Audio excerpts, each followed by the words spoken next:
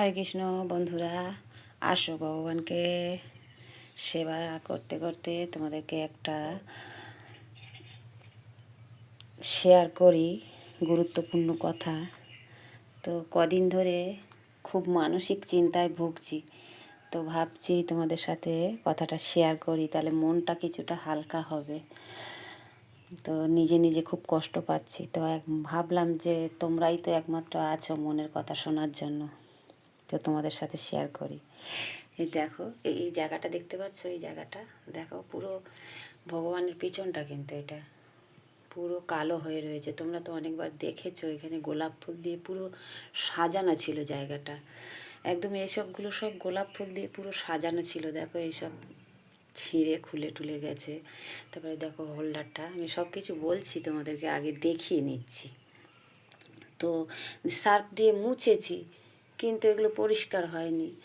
তো আরও ভালো করে পরিষ্কার করব। কদিন মন খারাপ তো খুব, তো ভগবানের সামনে নিজে এত গ্লানি হচ্ছে যে আসতে পারছি না ভালো করে, ওই জন্য তোমাদেরকে বলছি। তো হঠাৎ একদিন দুপুরবেলা, তো আগে এইটা বলে নিই যে দেখো কতদিন যাবৎ আমরা তো এখানে লকডাউনের সময় এসছি। তো লকডাউনে এসেছি, তো অনেক দিন হয়ে গেছে, তো বাড়িটাকে ছেড়ে, গোবিন্দ এই বাড়িতেই এসছে, ওই জন্য বাড়িটা ছেড়ে যেতে ইচ্ছা করছে না। তো একটু ইলেকট্রিকের সমস্যা ছিল অতদিন ধরে, বাড়িওয়ালাকে বলে বলে বলে কিছুতেই সারাচ্ছে না। তো আমাদেরও সেরকম সামর্থ্য নেই যে নিজের পয়সা দিয়ে করিয়ে নেব, মিস্ত্রি ডেকে কত বলবে কি জানি, এই ভয়তে আমরাও। তো সে যাই হোক, তো একদিন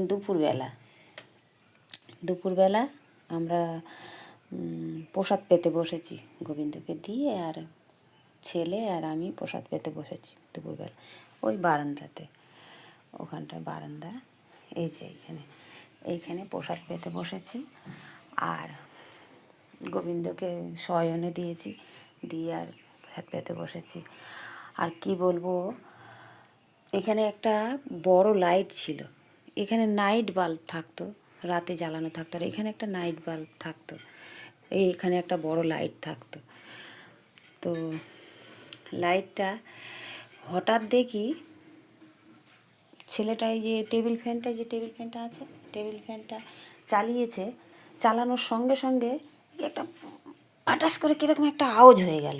তা যেই আওয়াজ হয়েছে, তো আমি ওকে বকছি, আমি বলি কেন তুই প্রসাদ পাওয়ার দরকার পা না, তুই কেন ফ্যানটা চালালি, এত গরম, এত গরম, এত রোদ, কেন ফ্যানটা চালালি বলে ওকে বকছি। আর ও এঁটো হাতে উঠে এসে দেখে যে এই লাইটটা ফেটে গেছে, ও বুঝতে পারছে না, এসে দেখে যে এখানে যে ফুলগুলো ছিল সেই ফুলগুলো চড়বড় চড়বড় করে আওয়াজ হচ্ছে। ও তাড়াতাড়ি করে বাঁ হাতে এখানে সরিয়ে দেখে পর্দা যে হু করে জ্বলছে। তখন বলছে, মা আগুন ধরে গেছে, মা আগুন ধরে গেছে। তখন তো আমি আর নেই, তখন ওই এঁটো হাতে ছুটে এসে, মানে কিছু ভাবনা চিন্তা না করে এই হাতে এইরকমভাবে আমি ভগবানকে, সবাইকে একসাথে ধরেছি, আর ডান হাতটা এঁটো, ধরতে পারছি না, মানে কিছু ভেবে পাচ্ছিলাম না যে হাতটা ধুতে যাব না ভগবানকে আগে বাঁচাবো। তো দেখো, এটা অনেকটা ভালো হয়ে গেছে। তো আমার হাতে গলে গলে ওই ফুলটা পড়েছে। তো গোবিন্দর কিছু হয়নি, এটা আমি খুব খুব খুশি হয়েছি যে আমার উপর থেকে কেটে গেছে। তো একটা কি আশ্চর্য বিষয় জানো না বন্ধুরা, তো গোবিন্দকে সরিয়ে নিলাম, নিয়ে তারপরে ভাবছি যে ইস, আমার একটা হাত এঁঠো, তা আমার কি কান্না করছি, কি কান্না পাচ্ছে। তো আমার গোবিন্দর যদি কিছু হতো, আর গোপু সোনা তো জল দিয়ে দিয়ে পুরো ভিজে গেছে, মনে হচ্ছে যেন ও কাঁদছে, ওকে দেখে আরও আমার কান্না পাচ্ছে, কি বলবো একা একা। তো সঙ্গে সঙ্গে ছেলেকে দোকানে পাঠালাম, বললাম যা সামগ্রী সব নিয়ে আয়, দোকান খোলা আছে। তো নিয়ে আসার পরে তারপরে তো প্রসাদ আর পাওয়া হলো না। তারপরে সেই ভগবানের অভিষেক টেক করিয়ে আবার সুন্দর করে ড্রেস ফ্রেস পাল্টিয়ে, তারপরে বিকাল হয়ে গেছে, সবাই বলছে কান্না করিস না, যে প্রসাদ পেয়ে নে, প্রসাদ পেয়ে নে। তারপরে ভাবলাম যে গোবিন্দের প্রসাদ নষ্ট করব, তো প্রসাদটা পেলাম।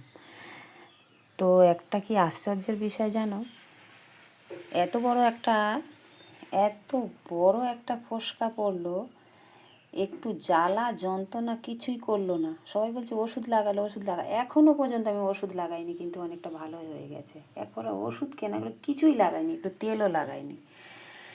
তো কি বলবো, খালি এই পরশুদিন রান্না করতে গেছি কাঠের জালে, এই জায়গাটায় যে অনেক কাঠ জানো তো, ভেতরে ফাঁপা থাকে না, জাল দিতে দিতে একটু ধোঁয়া লেগেছে এখানে, তো আমার কি জ্বলছে, সারা দিন জ্বালা করেছে।